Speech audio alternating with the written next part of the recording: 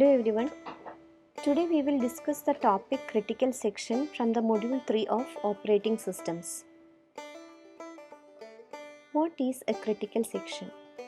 A critical section is the part of the program which tries to access the shared resources. So that resource may be any resource in a computer like a memory location, data structure, CPU or any I/O device. So the critical section cannot be executed by more than one process at the same time. Cannot be executed by more than one process at the same time. The operating system faces the difficulties in allowing and disallowing the process from entering the critical section. Let us see the sections of a program. There are 4 sections. First one is the entry section. Next is a critical section. Then exit section, and the last one is a remainder section.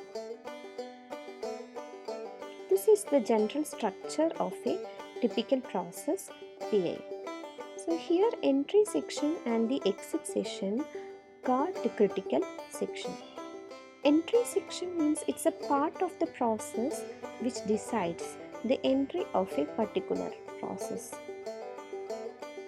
Critical section, this part allows one process to enter and modify the shared variable. So exit section allows other processes that are waiting in the entry section to enter into the critical section. So it also checks that a process that finished its execution should be removed through this section. So all the other parts of the code that is not in the critical entry and exit, they are known as the remainder section. So the entry section, every process must seek permission to enter into the critical section, and this is done through the entry section. So each process must ask permission to enter the critical section in the entry section and may follow the critical section with the exit section and lastly remainder section. Let us see an example. Consider two processes, process 1 and process 2. So while process 1 works with the critical resources, process 2 cannot work with them and will wait. So process 2 will work with the critical resource only after the process 1 leaves the critical section. Consider an example. Process 1 is doing an operation A is equal to x plus 10 and process 2 is doing the operation x is equal to b plus 10. Here the variable x is same. So if a variable x is to be read by the process 1 and process 2 has to write to the same variable x at the same time, the process 1 might get either the old or new value of x.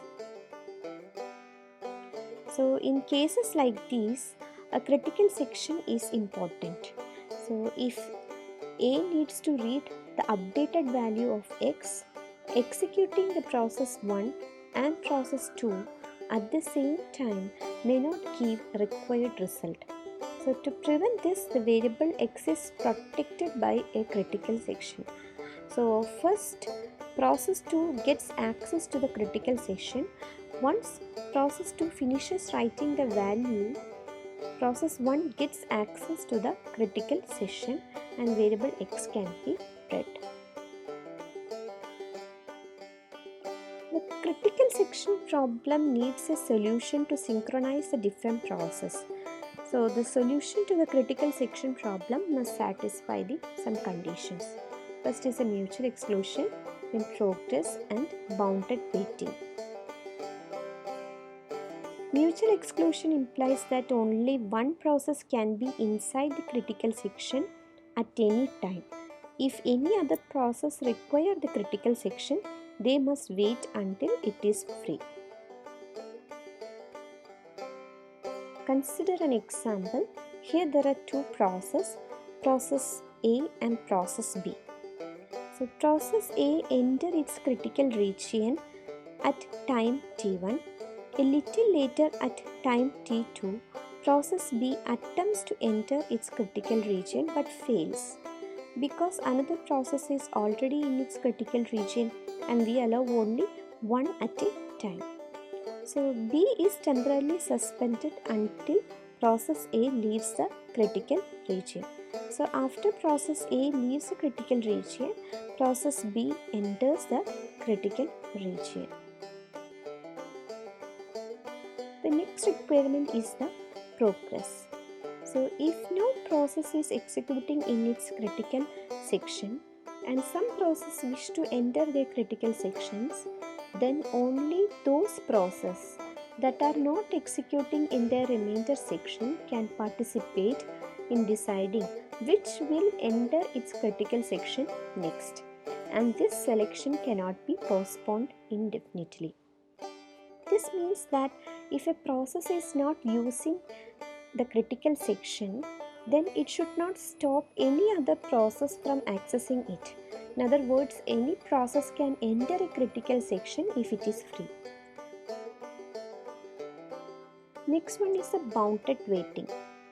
So there exists a bound or limit on the number of times that other processes are allowed to enter the critical section after a process has made a request to enter its critical section and before that request is granted. So there is a bounded time up to which the process has to wait to enter its critical section after making the request. So the system can't keep waiting a process for the indefinite time to enter its critical section. So every process requesting to enter its critical section gets the chance within a finite amount of time. Next we will see the critical section in OS. So consider as an example a kernel data structure that maintains a list of all open files in the system. So the list must be modified when a new file is opened or closed. That means adding the file to the list or removing it from the list. So if two processes were to open the file simultaneously, the separate updates to this list could result in a race condition. So it is up to the kernel developers to ensure that operating system is free from such race condition. So two general approaches are used to handle the critical section in operating system. First one is the preemptive kernel and second one is the non-preemptive kernel. So a preemptive kernel allows a process to be preempted while it is running in kernel mode. So when a high priority process comes, it is interrupted. Non-preemptive kernel does not allow a process running in the kernel mode to be preempted. Okay. So this non-preemptive kernel is free from race conditions. Why? Only one process is active in the kernel at a time. So we cannot say the same about preemptive kernel. So they must be carefully designed to ensure that shared kernel data are free from race conditions. There are so many solutions to the critical section problem. We will see the solution one by one in the next video. Thank you.